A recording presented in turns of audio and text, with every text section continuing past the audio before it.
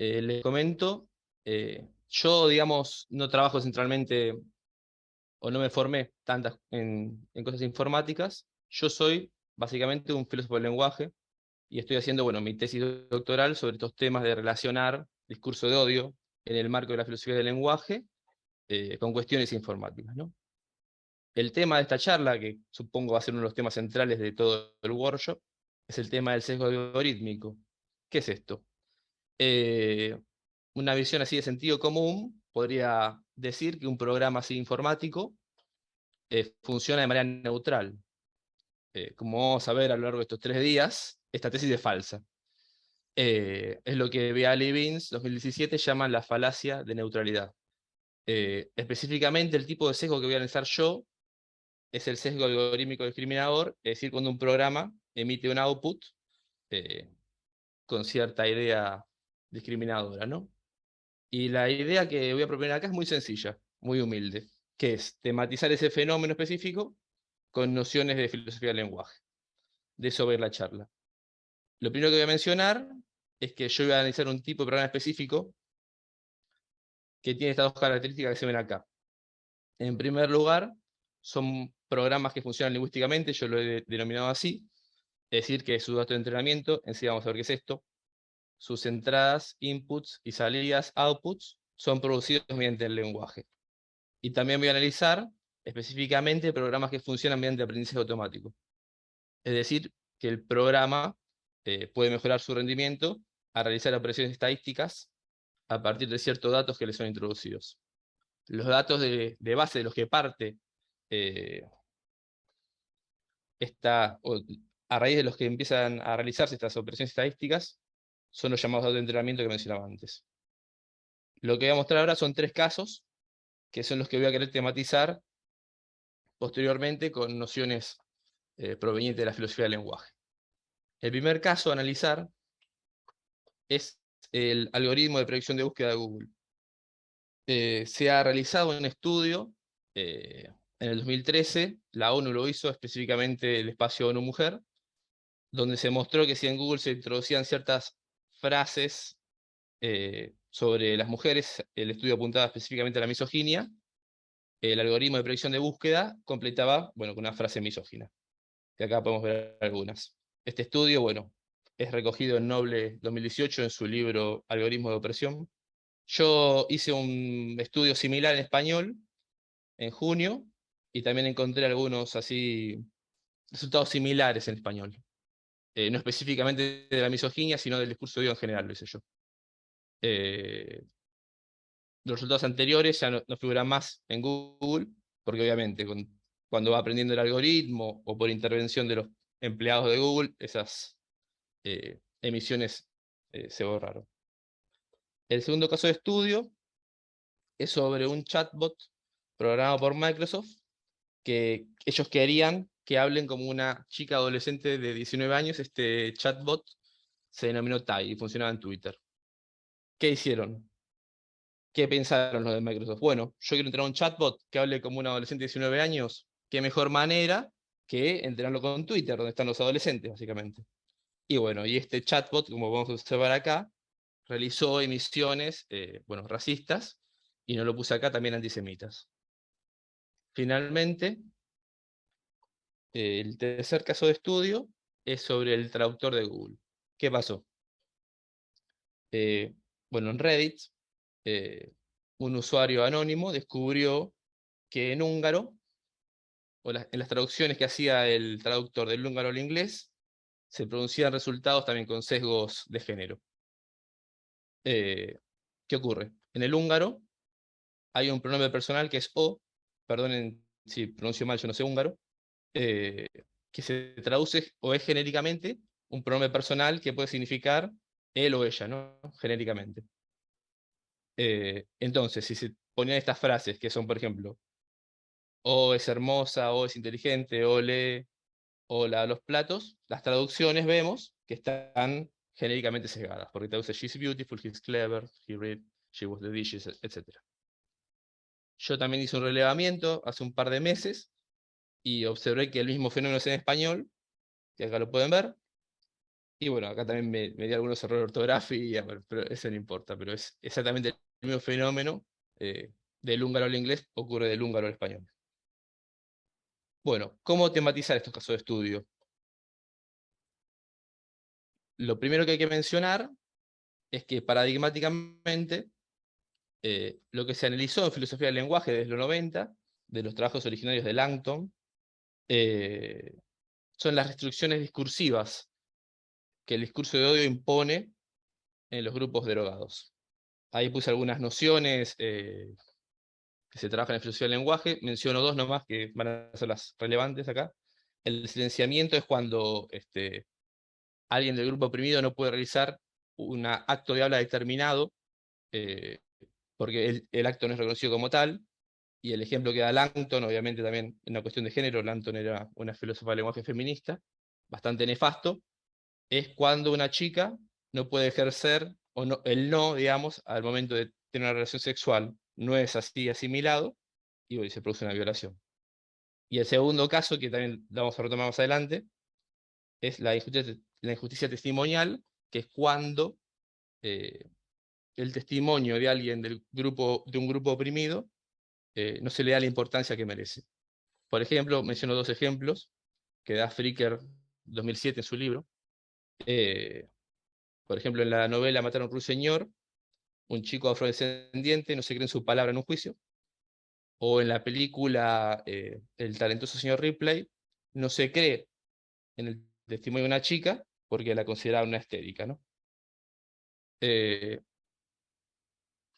McKinney, 2016, en su artículo Extracted Speech, dice que esto de analizar las restricciones discursivas no alcanza para analizar el fenómeno del discurso de odio todo, sino que hay algo importante que se dejó de lado, que son las emisiones que el grupo oprimido es llevado a decir en base a la opresión sistemática.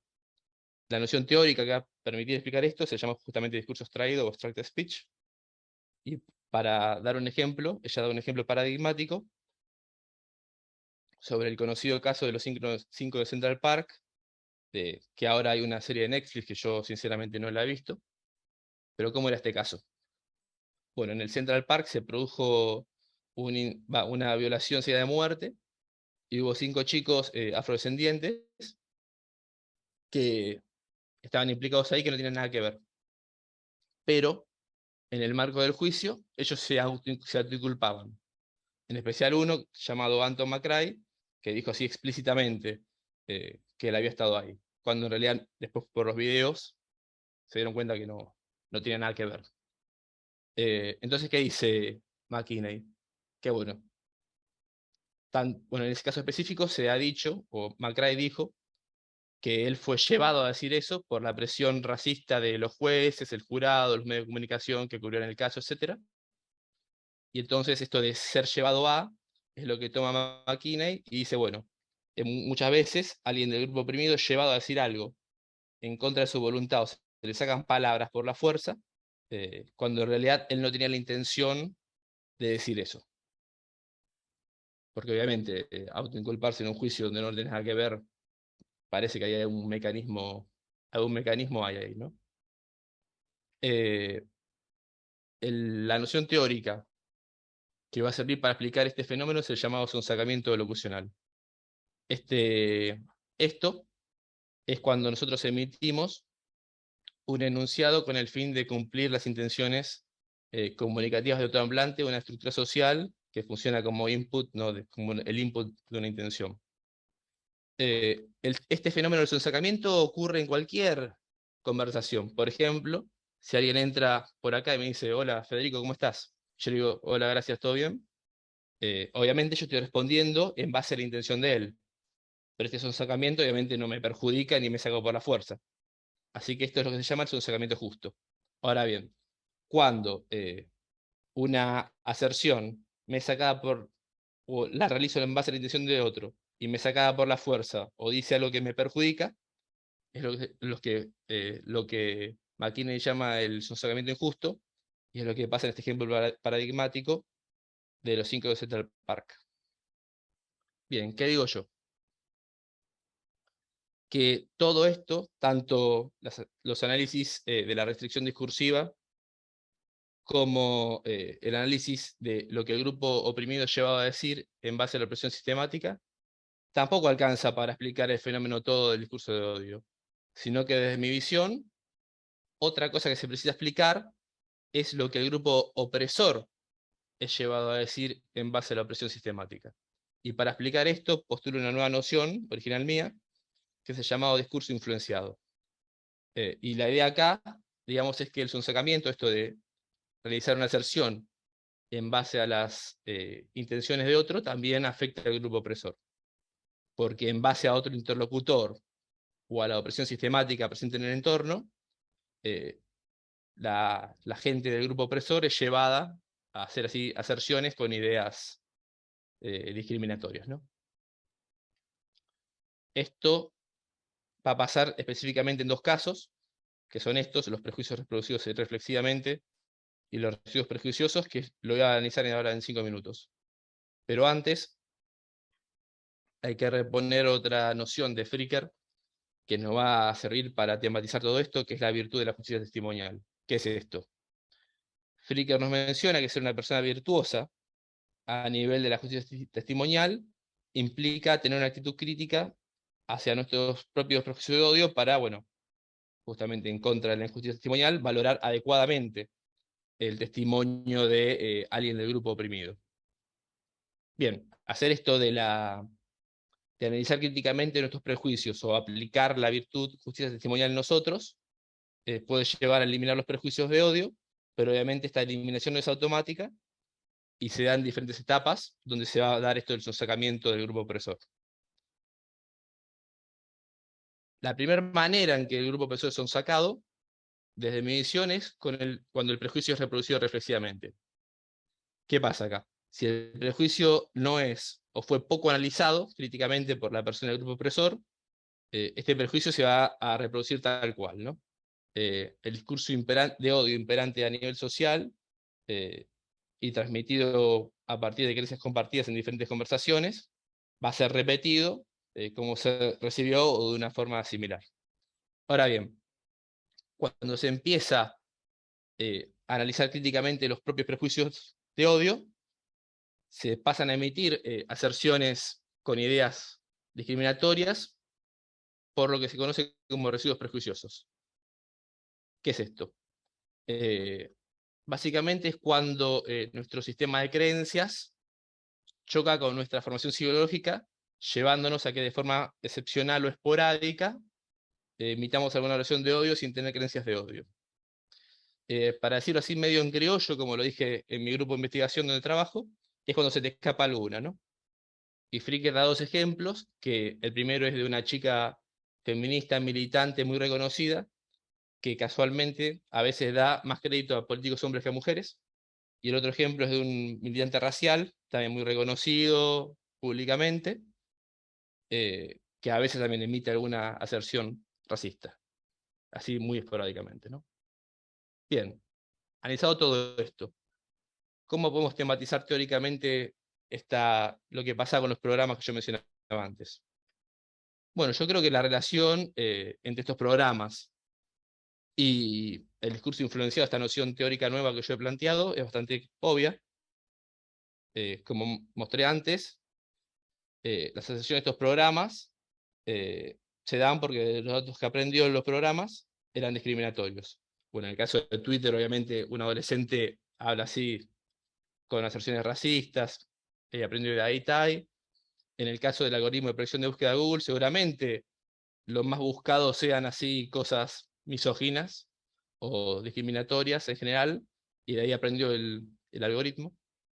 Y en el caso del traductor, lo que pasó fue que el traductor aprende viendo en páginas de internet cómo hablan los húngaros o los españoles, o, bueno, los nativos, digamos, de ese idioma, y bueno, aprendió de eso, y parece que era más común que se diga ella es hermosa antes que él es hermoso, y por eso lo traduce así. Y lo mismo para todos los ejemplos, ¿no? Entonces, ¿qué pasa con estos programas? Emiten estas oraciones de odio por esta extracción locucional de la que son víctimas, al hacer una reproducción irreflexiva, de las intenciones comunicativas presentes en una estructura social opresiva, ¿no? En otras palabras, esto es un caso paradigmático del discurso influenciado o del fenómeno específico que yo mencionaba antes del prejuicio reproducido reflexivamente. Bueno, parece claro que un programa informático no demasiado complejo no puede reflexionar críticamente sus propios prejuicios de odio, o, digamos, no puede aplicar la virtud justicia testimonial, y con respecto a esto se suelen usar dos estrategias para evitar que se emitan estas oraciones de odio. Ciertas empresas como Microsoft o Google tienen así empleados que se encargan de la detección de sesgos y eliminación, o también se intentaron crear o se intentan programas específicos que detecten y o eliminen sesgos algorítmicos discriminadores. Pero todas estas estrategias tienen fallas.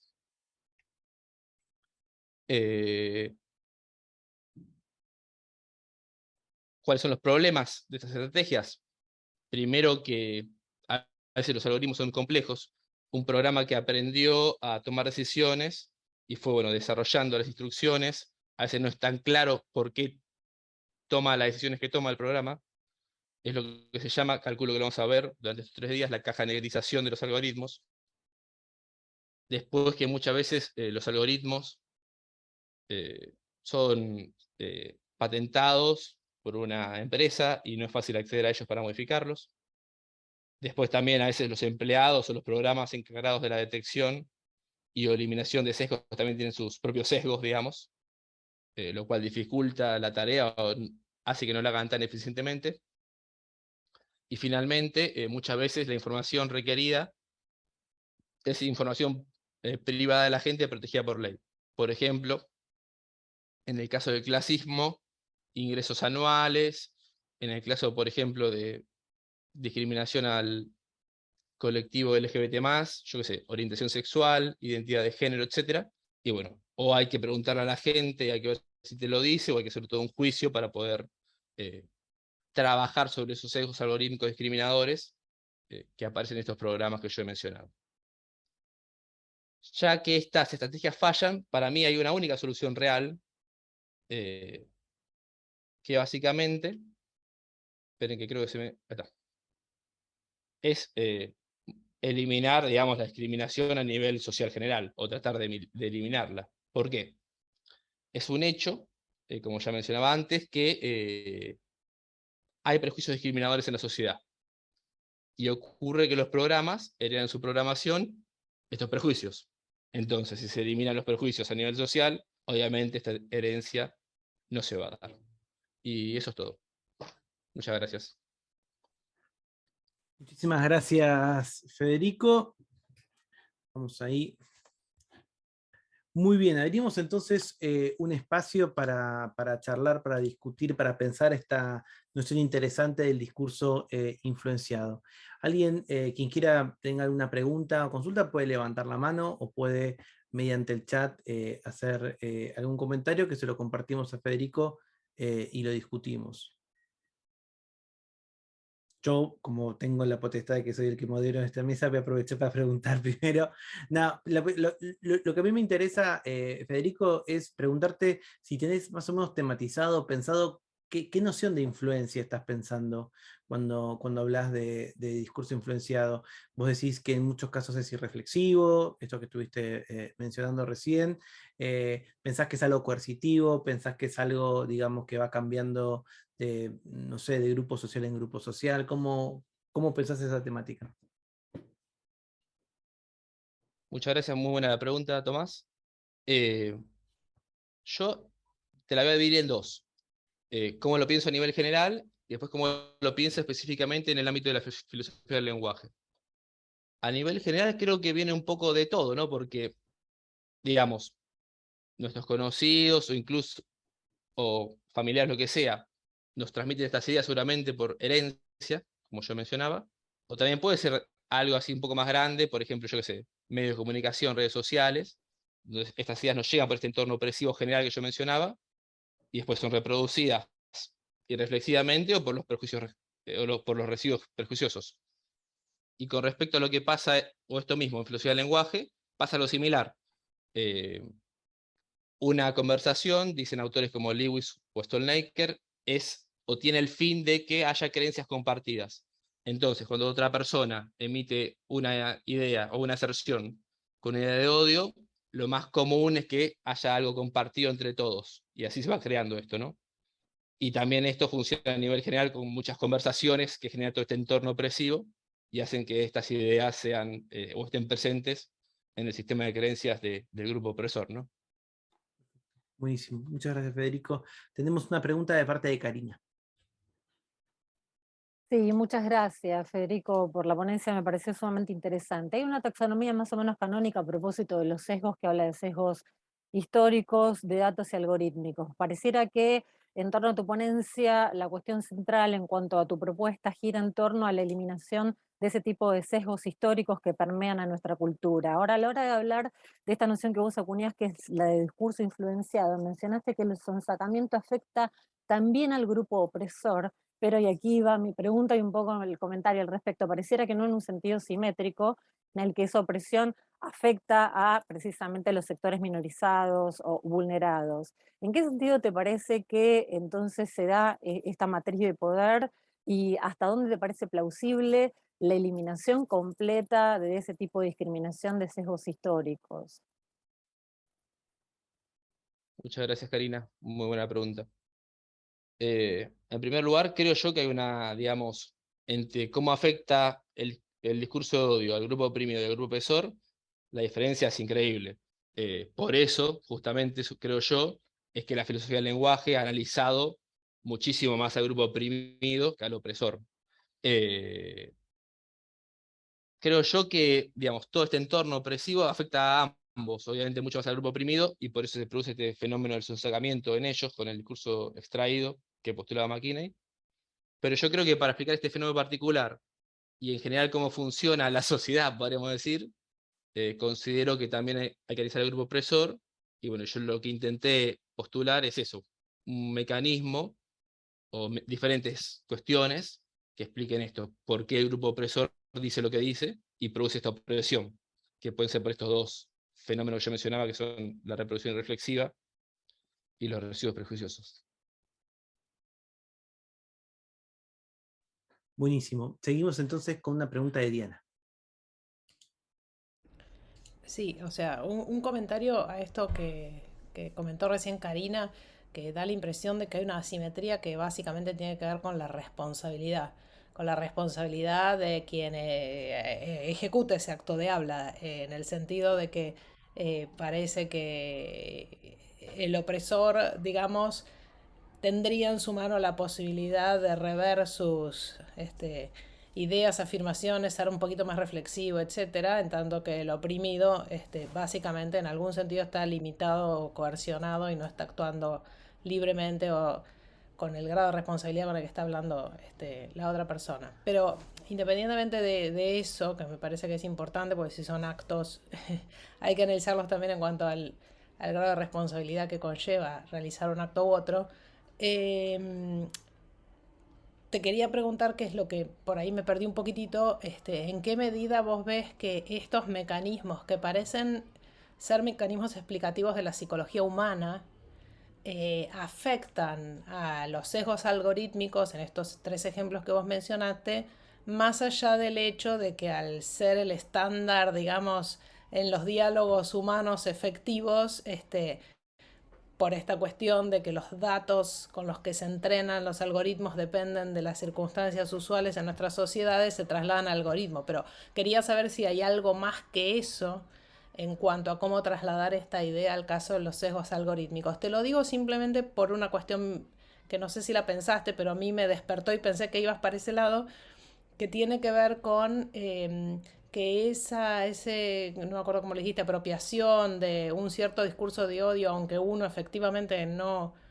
sea necesariamente racista o lo que sea, o misógino, o lo que fuere, eh, tal vez, es una pregunta, no sé si lo pensaste o qué sé yo, es más frecuente en conversaciones a través de redes sociales que cara a cara entre personas en la vida real.